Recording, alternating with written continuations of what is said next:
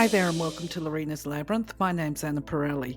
The comments that you see here are my views, beliefs, opinions, and sometimes they are not even my fully formed views, beliefs, and opinions. However, they are my understandings.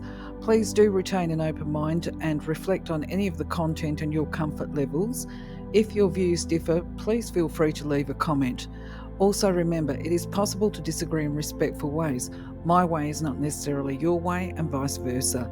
You might also find that some of the content on this playlist in regard to spiritual or universal laws, it resonates with you, meaning it feels right to you, while other laws may not feel right or they may not feel comfortable.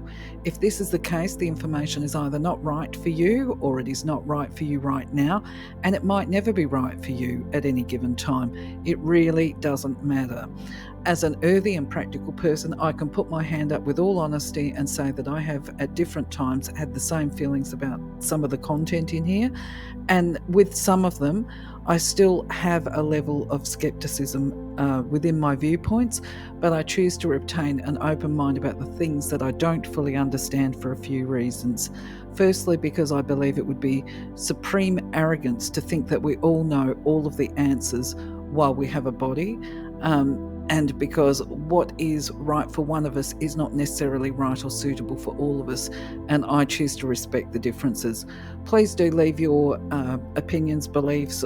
Feel free to argue the points in a respectful way with any of the content on the slides and even my interpretations. And if you feel that you can add clarity around some of the content, we would all love to see it. Thank you. For now, though, let's explore the laws. All creation is governed by law.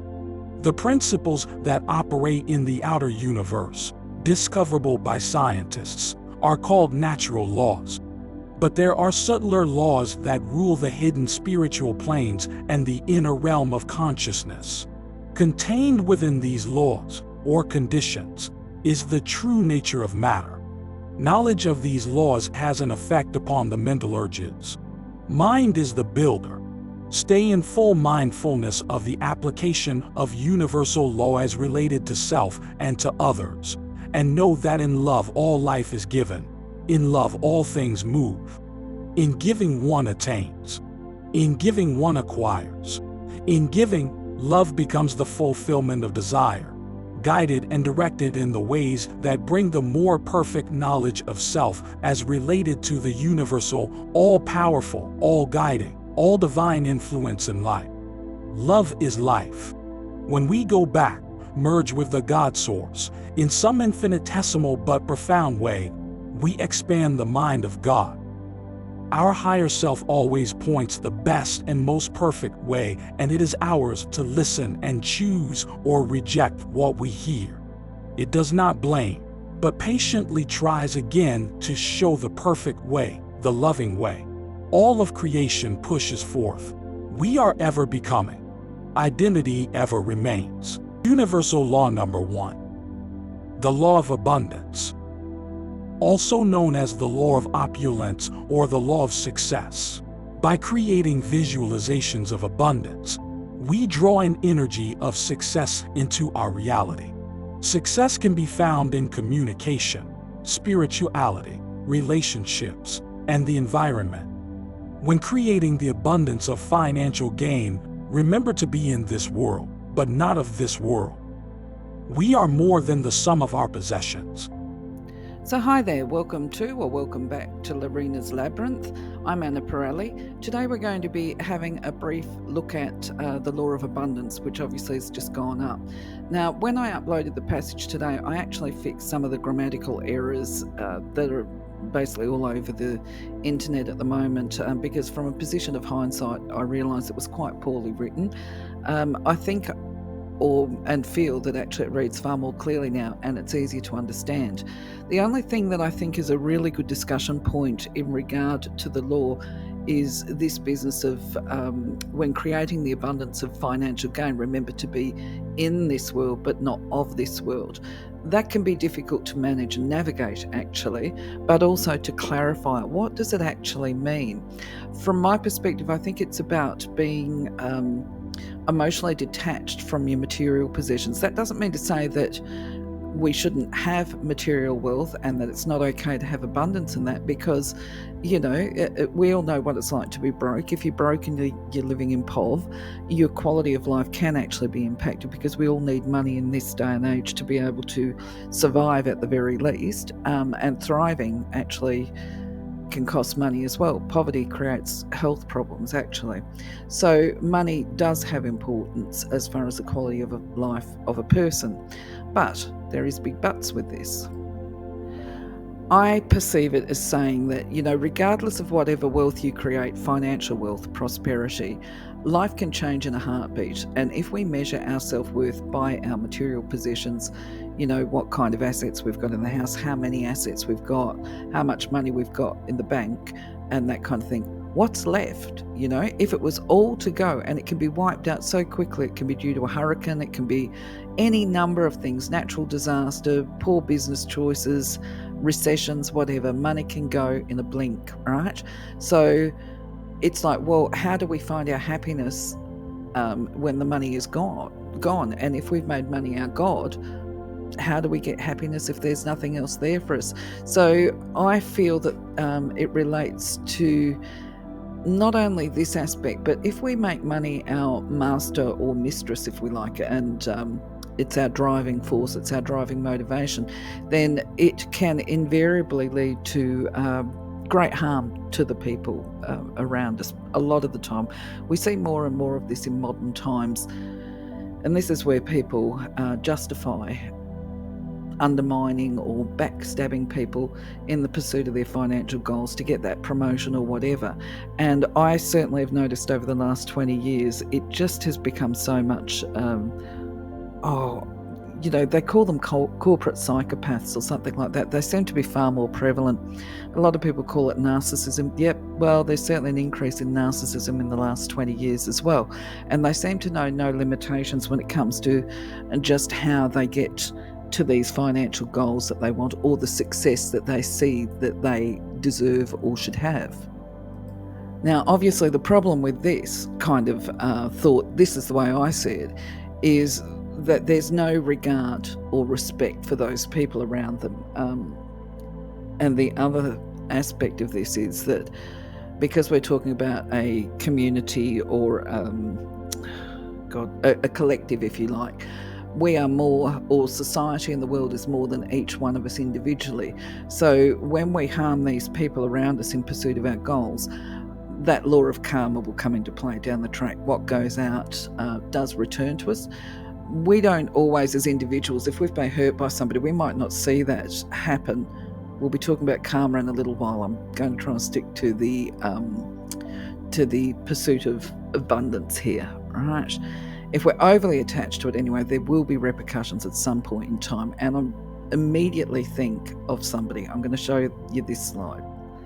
Yes, I immediately think of this guy. I think his surname is pronounced Janat. His name is David Janat, and he had it all. He was one of the winners of the Australian Survivor shows.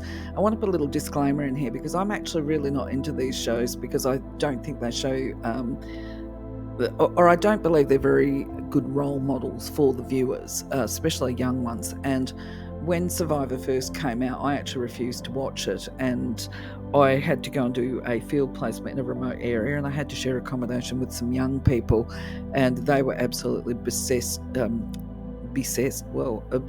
actually by the show, and they used to watch it. So I was exposed to it a bit back then, and then every now and again I'll flick through it and I'll see it. But I actually found this man to be, personally, I'm trying not to be judgmental. You don't want to be judgmental of people, judgmental of behaviour, yes, okay. So based on his behaviour, I found it to be very stark.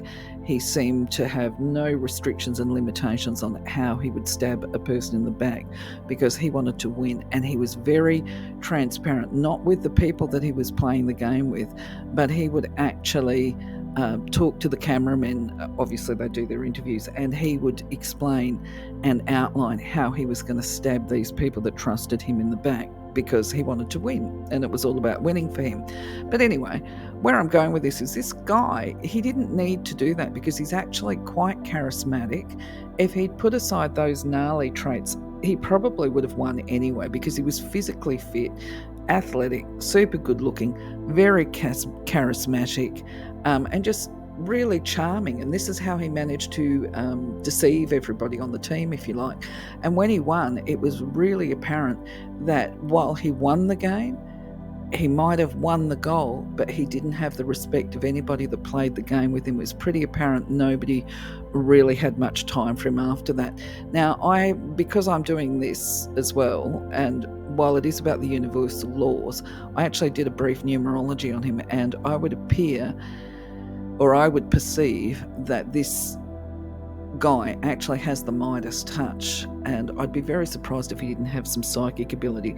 But anyway, going back to consequences to actions, okay, clearly his behaviour was extremely egotistical, and he carried this same persona, if you like. Surely he cannot be like this at home. I'd hate to think what his poor wife puts up with.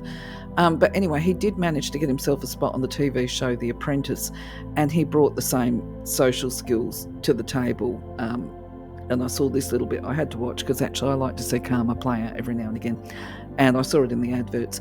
Anyway, Lord Sugar, based on, if we use our Australian colloquialisms, he basically turned around and told this guy as he booted him off the show that he was a snake and he's not the kind of person that he would want to have working with him or for him. And then he booted him off the show. So this is a prime example of, if money is our God, then we will ultimately compromise our relationships in many and varied ways, and it will impact us, not just us actually, in a multiple of ways. It's going to impact on us emotionally. He was really angry when he got booted off, and when Lord Sugar called him a snake, he didn't see that he'd done anything wrong. He felt that he was doing it all good. But anyway, where I'm going with this is, okay, so going back to this actual passage, if we are so attached to the money, we also end up with that problem here with the line of, we are more than the sum of our possessions. So let's focus on that one for a minute. You will hear people that are financially wealthy or in powerful positions complaining that people only want to know them, or they only care about them because of their status or money. Well, that's often the case with these, questionable characters. But the key to having your status and your money is, one, you don't need to tell everybody what you've got or what your status is. Sometimes you can't escape it. But the reality is too that retain your humility, because there's going to be obviously the case of, at some point in time, the body, if you're spiritual or if this is your beliefs, which this is mine, there will come your judgment day. Not that I believe in it as per the biblical sense, but there will come that time when your body and spirit separate, and you can't take your money with you. If there is a judge and a jury on the other side, they're not going to be judging you about how much money you earned and what you brought to the table that way. They'll be looking at what kind of person were you and how did you use your money for the greater good of humanity. That would be what I would be thinking anyway. But I invite you to put your comments up. I just want to throw in one more little thing. I am a believer that money is not the problem. You know how people will turn around and say, money, it's the root of all evil.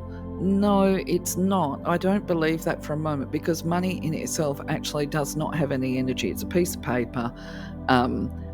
The problem is not money. The problem is people's attitudes towards money and how they will conduct themselves in an effort to achieve that money. That is the problem. So anyway, let me know your thoughts. Feel free to put your comments below. If you interpret differently, love to know.